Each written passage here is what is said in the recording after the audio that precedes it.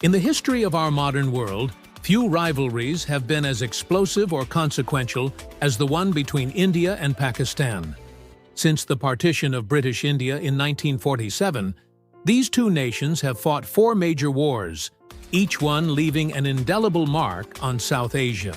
From the chaotic tribal invasions in Kashmir to epic tank battles in 1965, from the birth of Bangladesh in 1971 to the punishing high-altitude conflict in Kargil in 1999, these clashes were never just about territory. They were about national identity, political survival, and global power. And today, the unresolved issue of Kashmir continues to be the burning heart of this dangerous rivalry. But to truly understand why, we must go back to the beginning. After World War II, a weakened Great Britain was no longer able to sustain its vast empire. With anti-colonial movements gaining momentum across the globe, the British government realized it was more practical and economically sound to grant independence to its colonies rather than cling to control. India, with its powerful independence movement, was one of the first to be promised self-rule. While Britain initially envisioned a single, unified state, a massive Muslim minority had other ideas. Under the leadership of the Muslim League, they demanded a separate state in the Muslim-majority regions of the British Raj. In 1946, a wave of intense intercommunal violence swept across the subcontinent, ultimately forcing Britain and Hindu leaders to reluctantly agree to a partition along religious lines. This painful and chaotic process was marked by immense suffering, mass migration, and widespread violence. While most territories of the former British Raj were divided between India and Pakistan, several large princely states were given a choice to join either country or remain independent. Their fate was left to be decided later, a decision that would create a new flashpoint for conflict. And no region held more uncertainty than the princely state of Jammu and Kashmir. Jammu and Kashmir had a complex history, ruled by various Hindu and Muslim dynasties before falling to the Sikh Empire in the early 19th century, and then to the British Empire in 1846. It's a mountainous region with immense geographical barriers that created distinct ethnic and cultural divisions. At the time of partition in 1947, its infrastructure was primitive, with all-weather roads and key supply lines running exclusively through what had become Pakistan. The state's population was 77% Muslim, but its ruler, Maharaja Hari Singh, was a Hindu. To make matters even more complicated, the most influential Muslim politician in Kashmir, Sheikh Abdullah, was against joining Pakistan. Strategically, Kashmir was a vital crossroads, a gateway to the Himalayas, with borders touching India, Pakistan, the Soviet Union, and China. Control of this region would offer an important defensive advantage to any nation. While the Maharaja preferred to remain independent, the escalating tensions would soon force his hand. In the summer of 1947, tensions between the Muslim majority and the Hindu government of Jammu and Kashmir erupted into violence.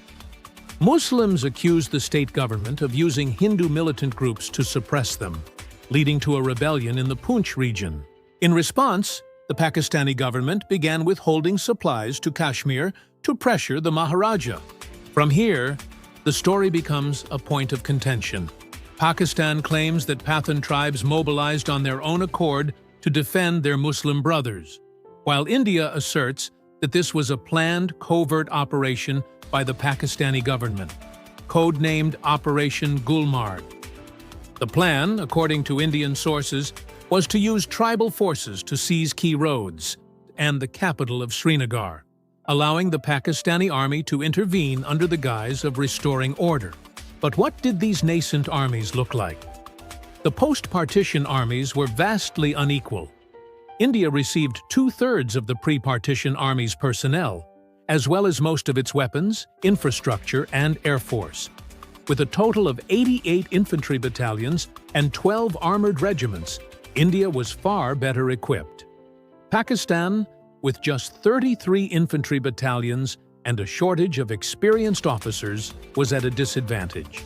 However, Pakistan did have several thousand Pathan tribal militias and local Muslim rebels on its side in Kashmir. By October 1947, the Pathan militias began a full-scale invasion. They advanced quickly, defeating local forces and seizing territory. The critical objective was the Srinagar airfield, the only viable way for India to bring in troops and supplies. But the Pathan forces, focused on looting and massacres, allowed a brief moment of reprieve. This delay gave the Maharaja time to act. On October 24th, he formally asked India for military assistance and, in exchange, signed the Instrument of Accession, officially joining India. India immediately began airlifting troops into Srinagar.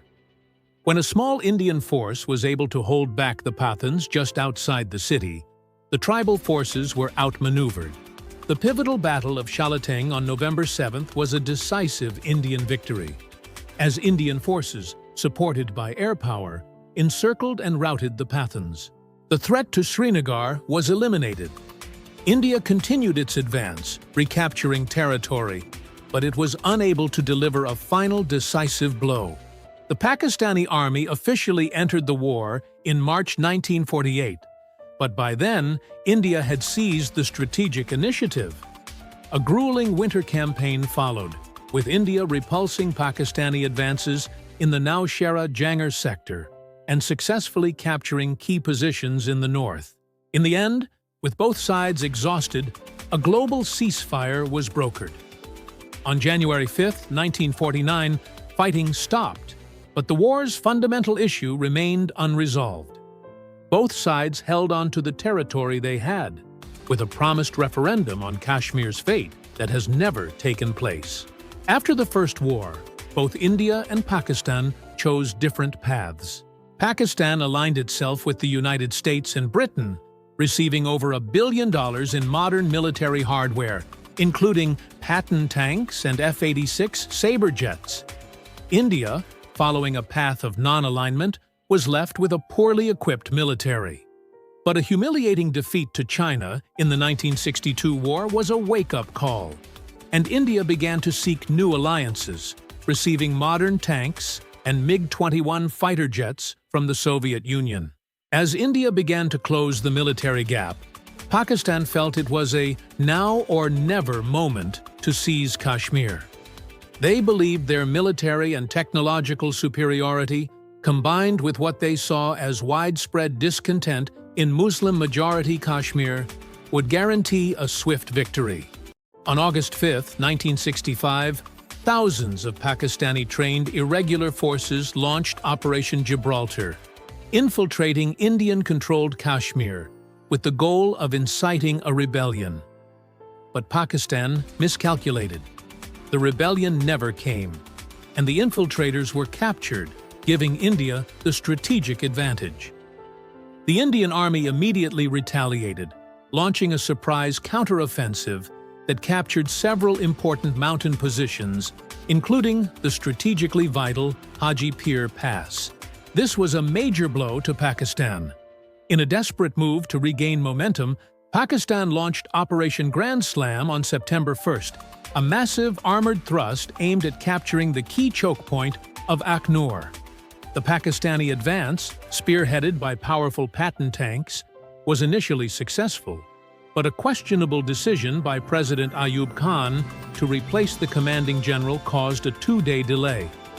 This gave India precious time to regroup and bring in reinforcements.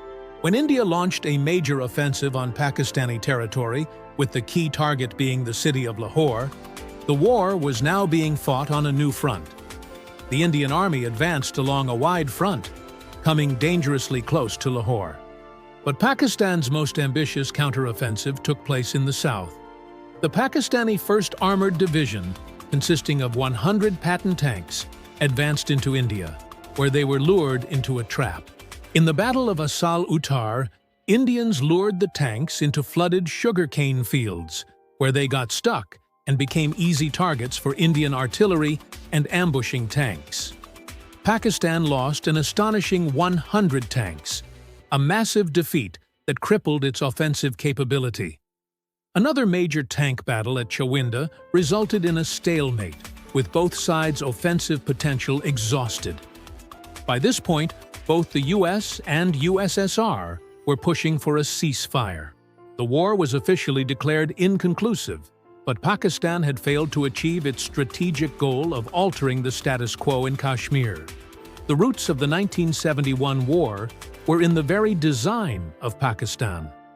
The partition had created two non-contiguous territories: West Pakistan, where the seat of power resided, and East Pakistan, separated by over 1,000 miles of Indian territory. The West Pakistani elite, politically and economically, disenfranchised the Bengalis of East Pakistan, even refusing to recognize their language as an official one. The discrimination and neglect culminated in a devastating cyclone in 1970 that killed hundreds of thousands, with a poor relief response from the government. When the pro-autonomy Awami League won a clear majority in the 1970 elections, West Pakistan refused to hand over power. The Pakistani military launched Operation Searchlight, a brutal massacre of Bengalis and Hindus that has since been called the Bangladesh Genocide.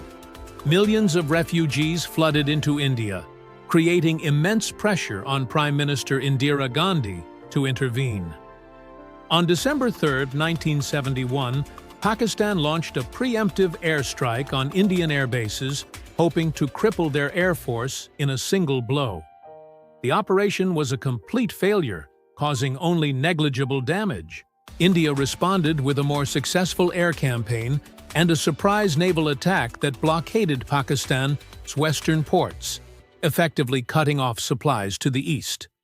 With their forces in East Pakistan completely isolated, Pakistan's command attempted to divert India's attention by attacking on the Western Front, hoping to draw Indian forces away from Bengal. But the fate of the war was decided in the east. The Indian Army launched a multi-pronged, rapid, and decisive advance. Outnumbered and without resupply, the Pakistani forces were overwhelmed. In a decisive moment, Indian paratroopers were dropped behind Pakistani lines, causing confusion and panic. By December 16th, with Indian forces closing in from all directions, the Pakistani Eastern Command surrendered. The Pakistani military was routed, losing half the country as a result. India had gained its first decisive victory, solidifying its position as a regional power and paving the way for the creation of an independent Bangladesh. This victory also boosted the prestige of the Indian military at home. Pakistan, on the other hand, suffered a crushing defeat that further militarized its society. The 1972 Simla Agreement officially ended the war, establishing a new line of contact in Kashmir. But it did not resolve the underlying conflict. After a long period of relative peace, tensions flared once again. The late 1980s saw the start of an armed insurgency in Kashmir, covertly supported by the Pakistani military. In 1998, both India and Pakistan conducted nuclear weapons tests, raising the stakes of any future conflict to a terrifying level. Despite the signing of the Lahore Declaration in 1999, which aimed to promote peaceful coexistence, Pakistani forces soon launched a new infiltration. Using an unwritten agreement where both sides abandoned high-altitude posts in the Kargil Mountains during the winter, Pakistani forces, disguised as Kashmiri insurgents, began occupying these vacated positions in the spring of 1999. Their goal was to cut off the crucial Srinagar-Leh highway, a major supply line for India, and force India into negotiations on Kashmir. But Pakistan had made a massive miscalculation. India discovered the infiltration in May and immediately launched Operation Vijay to retake the positions, as well as Operation Safe Sagar, a massive air campaign. This was the first time that two nuclear powers were fighting a conventional war, and India's strategy was to contain the conflict to the line of contact to avoid nuclear escalation. The war was fought at punishing altitudes of over 5,000 meters. The Indian Air Force, using fighter jets for surveillance and ground attacks, caused considerable problems for Pakistani logistics. Artillery also played a key role, with India's Bofors howitzers proving to be a game-changer. The fighting was brutal and often involved hand-to-hand combat. Major battles were fought for strategic ridgelines like Tolaling and Tiger Hill, which oversaw the key highway. Despite fierce Pakistani resistance, the Indian Army gradually recaptured these positions. As India's military advantage became clear, the international community began to side with New Delhi. The US, G8, and even China all called on Pakistan to withdraw to the line of contact. With no path to victory, a lack of international support, and suffering heavy losses on the battlefield, Pakistan's Prime Minister, Nawaz Sharif, was forced to order a withdrawal. India had won the 1999 war, forcing Pakistan to withdraw without achieving any of its strategic objectives. The Kargil War was a stark reminder that even with nuclear weapons, cold conflicts can turn hot if the underlying issues are not resolved. While there has not been a full-scale war since 1999, the tension remains. In 2019, an aerial skirmish led to the downing of an Indian aircraft and the capture of its pilot, Wing Commander Abhinandan Varthaman, a tense moment that highlighted the ever-present risk of escalation. India and Pakistan are still far apart on acceptable terms to solve the Kashmir conflict once and for all. This video is the result of extensive research from respected historians, with references appearing on screen for you to explore further.